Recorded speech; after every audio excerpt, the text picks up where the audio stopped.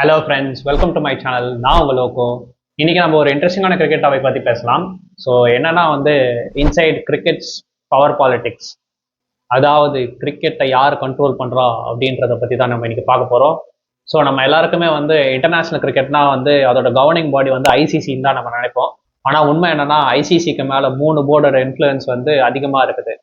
அது யார் யாருன்னா, ஃபர்ஸ்ட் இந்தியா, அதுக்கடுத்து இங்கிலாந்து, அதுக்கப்புறம் ஆஸ்திரேலியா. இந்த 3 டீம்ஸும் தான் பிக் த்ரீன்னு சொல்லுவாங்க. அவங்க தான் global scheduling, ICC decisions and even டோர்னமெண்ட்ஸோட ஃபார்மேட்ஸ் கூட இன்டைரக்டாக டிசைட் பண்ணிக்கிட்டு இருக்காங்க. ஃபர்ஸ்ட் நம்ம கிரிக்கெட்டோட கவர்னிங் ஸ்ட்ரக்சரை பற்றி பார்த்துடலாம். ஃபர்ஸ்ட் ஒஃபிஷியலாக பார்த்தீங்கன்னா ஐசிசியில் எல்லாருக்கும் ஈக்குவல் ஓட் இருக்கு அப்படின்னு சொல்லுவாங்க. ஆனால் ரியலாக பார்த்தீங்கன்னா இந்த பிசிசிஐ, இசிபி அண்ட் சிஏ, அதாவது இந்தியா, இங்கிலாந்து அண்ட் ஆஸ்திரேலியாவுக்கு தான் நிறைய வெயிட்டேஜ் இருக்குது. அவங்களோட டிசிஷன்ஸ் தான் மேஜராக இருக்கும். இது ஏன்னு உங்ககிட்ட ஒரு கேள்வி இருக்கும், ஏன் இவங்களுக்கு மட்டும் இவ்வளோ பவர் இருக்குது அப்படின்னு நீங்கள் கேட்கலாம். அது ஏன்னு நான் சொல்கிறேன். ஃபர்ஸ்ட் ரீசன் மணி, காசு. பிசிசிஐ தான் 70 to 80% of the revenue generate பண்ணுறாங்க ஐசிசிக்கு. இது ஏன்னா இந்தியாவோட மேட்சஸ்க்குலாம் பயங்கரமான வியூவர்ஷிப் இருக்கும். ஸோ அதனால வியூவர்ஷிப் இருக்கிறதுனால ப்ராட்காஸ்டிங் ரைட்ஸும் அதிகமாக செல் பண்ணுவாங்க இந்தியாவுக்கு மட்டும். அண்ட் அடுத்தது இங்கிலாந்துக்கு பார்த்தீங்கன்னா அதுதான் birth place of cricket. So சொல்லவே வேணாம், அவங்களுக்கு கண்டிப்பாக அந்த பவர் இருக்கும். அண்ட் என்சிசி, அந்த மேரி லபான் கிரிக்கெட் கிளப் அவங்க தான் இந்த லாஸ் எல்லாம் கவர்ன் பண்ணுறாங்க. அண்ட் இந்தியாவுக்கு முன்னாடி, அதாவது 1983 வேர்ல்ட் கப் முன்னாடி பார்த்தீங்கன்னா இங்கிலாண்டோட டாமினன்ஸ் தான் அதிகமாக இருந்தது. 1983 வேர்ல்ட் கப் நம்ம ஜெயிச்சதுக்கப்புறம் நம்மளோட டிவி வியூவர்ஷிப் அதிகமானதுனால நம்மளுக்கு காசு கொஞ்சம் அதிகமாக வர ஆரம்பிச்சிருச்சு. ஸோ அதனால நம்மளுக்கு பவர் வந்துருச்சு காசு வந்ததுனால. அண்டு கிரிக்கெட் ஆஸ்திரேலியா சொல்லவே வேணாம். ஸோ அவங்க பார்த்தீங்கன்னா ஒரு பவர் ஹவுஸ் இன் கிரிக்கெட்டு. அவங்ககிட்ட காசும் இருக்குது, அதே மாதிரி அவங்க நிறைய டோர்னமெண்ட்ஸும் ஜெயிச்சு அவங்க ஒரு கெத்தாக சுற்றிட்டு இருக்காங்க. ஸோ இந்த 3 போர்ட்ஸ் தான் டிசைட் பண்ணுறாங்க, பிசிசிஐ, இசிபி அண்ட் சிஏ. பிசிசிஐனா board of control for cricket in India, and இசிபினா இங்கிலாந்து கிரிக்கெட் போர்ட், அண்ட் சிஏனா கிரிக்கெட் ஆஸ்திரேலியா. ஸோ இந்த 3 போர்ட்ஸ் தான் இன்டைரக்டாக அஃபெக்ட் பண்ணுவாங்க ஐசிசியோட மேஜர் டிசிஷன்ஸ் தான். பாக்கி கண்ட்ரீஸ்க்குலாம் ஒரு வாய்ஸ் இருக்கும் தியரட்டிக்கலாக, ஆனால் ப்ராக்டிக்கலாக பார்த்தீங்கன்னா இந்த 3 போர்ட்ஸ் எடுக்கிற டிசிஷன் தான் மெயின். அண்டு ஸ்கெடியூலிங் கண்ட்ரோல் பண்ணுறாங்கன்னு சொல்லியிருந்தால, அது எப்படின்னா நீங்கள் ஜென்ரலாக பார்த்தீங்கன்னா இந்தியாவுக்கு ஓடிஐ சீரீஸ்க்கு ப்ரையாரிட்டி இருக்கும்.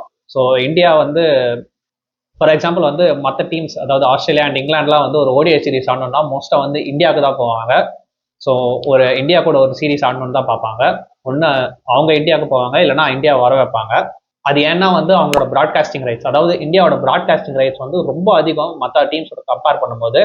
ஸோ அதனால நிறைய காசு ஜென்ரேட் பண்ணலாம். ஸோ இந்த மாதிரி சீரீஸ் ஆடணும்னா ஓடிஐ சீரீஸில். ஆனால் நீங்கள் பார்த்தீங்கன்னா ஃபார் எக்ஸாம்பிள் இந்தியா வர்சஸ் ஜிம்பாப்வேலாம் ரொம்ப கம்மியாக நடக்கும். ஸோ அது ஏன்னா இந்தியா வர்சஸ் ஜிம்பாப்வேக்கு அவ்வளோ ஹைப் இல்லை. இது ஏன்னா ஜிம்பாப்வே அவ்வளோ பெரிய டீம் இல்லைன்றதுனால அவ்வளோ பெரிய ஹைப் கிரியேட் ஆகாது. ஸோ காசு கொஞ்சம் கம்மியாக தான் வரும். ஸோ அதனால நீங்கள் பார்த்தீங்கன்னா இந்தியா ஆஸ்திரேலியா, இந்தியா இங்கிலாந்து, இந்த மாதிரி டீம்ஸ்குள்ளேயே தான் நிறைய மேட்சஸ் நடந்துகிட்டே இருக்கும். அண்ட் இது மட்டும் இல்லை, ஐபிஎல் பார்த்தீங்கன்னா அதுவும் ஒரு மேஜரான டோர்னமெண்ட்டு. ஸோ அதுக்குன்னே ஒரு தனி விண்டோ கொடுத்துருவாங்க, 2 months ஒரு விண்டோ கொடுத்துருவாங்க. அதுக்கு நடுவில் ஐசிசி டோர்னமெண்ட்ஸ்லாம் நடத்த மாட்டாங்க. ஸோ இப்போ ஒரு வேர்ல்ட் கப் எடுத்துக்கிட்டிங்கன்னா ஐபிஎல் நடக்கிறப்போ அந்த வேர்ல்ட் கப்பை கொஞ்சம் தள்ளி வச்சுருவாங்க. ஸோ ஐபிஎல் இருக்கிறதுனால வேர்ல்ட் கப்பையே இன்ஃப்ளூயன்ஸ் பண்ண முடியுது. அது ஏன்னா காசுனால தான், ஐபிஎல் ஜென்ரேட் பண்ணுற காசுனால தான். அண்ட் ஐசிசி ஒரு டெமோக்ராட்டிக்கான பாடி அப்படின்னு சொல்லுவாங்க. ஆனால் மோஸ்ட்டாக இந்த பாலிசி மேக்கிங்லாம் பார்த்தீங்கன்னா இந்த 3 போர்டோட கன்சென்ட்டோட தான் நடக்கும் மோஸ்ட்டாக. ஃபார் எக்ஸாம்பிள் இந்த டெஸ்ட் சாம்பியன்ஷிப் ஸ்ட்ரக்சர், இந்த வேர்ல்டு டெஸ்ட் சாம்பியன்ஷிப்லாம் நடக்குதுல்ல, அதோட சீரீஸ்லாம் ஜென்ரலாக இவங்க தான் இன்டெரக்டாக இன்ஃப்ளூயன்ஸ் பண்ணுவாங்க. அண்ட் ரெவன்யூ ஷேரிங் மாடல்னா எல்லா போர்ட்ஸும் ஒரு ரெவன்யூ ஜென்ரேட் பண்ணும். அதை ஐசிசிக்கு ஒரு போர்ஷன் கொடுப்பாங்க. ஸோ அந்த போர்ஷனை எல்லாத்தையும் சேர்த்து ஐசிசி ஈக்குவலாக பிரித்து கொடுக்கும். ஆனால் பார்த்தீங்கன்னா ஜென்ரலாக இந்த பெரிய போர்ட்ஸுக்கு தான் நிறைய ஷேர் போவோம். And world cup hosting rights. So ஜென்ரலாக நீங்கள் பார்த்தீங்கன்னா இந்தியா, இங்கிலாந்து, ஆஸ்திரேலியா தான் மேஜரான ஹோஸ்ட்டு. முதல்ல பார்த்தீங்கன்னா இங்கிலாந்து தான் ஹோஸ்டாகவே இருந்தாங்க அவங்க பவரில் இருக்கும்போது. ஸோ 1975, 79, 83 3 வேர்ல்ட் கப்பும் கண்டினியூஸாக ஹோஸ்ட் பண்ணாங்க.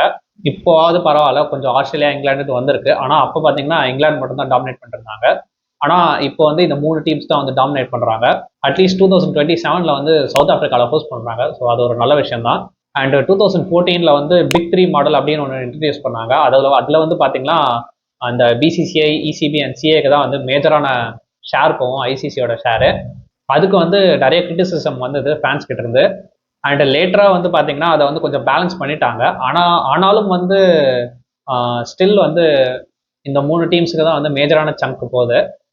அண்ட் ஒரு கொஞ்சம் ரியல் லைஃப் எக்ஸாம்பிள்ஸோடய பார்த்துடலாம் இதை. ஸோ 2023 வேர்ல்ட் கப்பில் பார்த்தீங்கன்னா வந்து இந்தியாவோட மேஜரான மேட்சஸ் தான் வந்து அகமதாபாத் நடத்தினாங்க.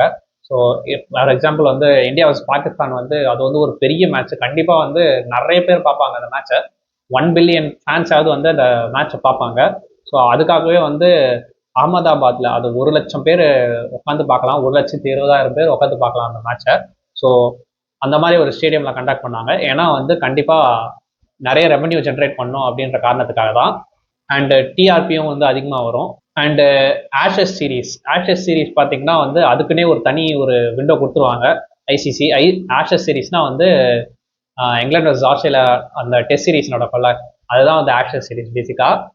ஸோ அதுக்குன்னு வந்து தனியாக ஒரு ப்ரைம் ஸ்லாட் ஒன்று கொடுத்துருவாங்க ஐசிசி. அதுக்கு நடுவில் வந்து இந்த ஐசிசி டோர்னமெண்ட்ஸ்லாம் நடத்த மாட்டாங்க. இந்த சாம்பியன்ஸ் ட்ரோஃபி, வேர்ல்ட் கப் இது மாதிரிலாம் நடத்த மாட்டாங்க. அது ஏன்னா வந்து அதுவும் வந்து one of the biggest money making series தான். இந்தியா மேட்சஸ்க்கு அடுத்து பார்த்தீங்கன்னா அதுதான் வந்து one of the biggest money making series.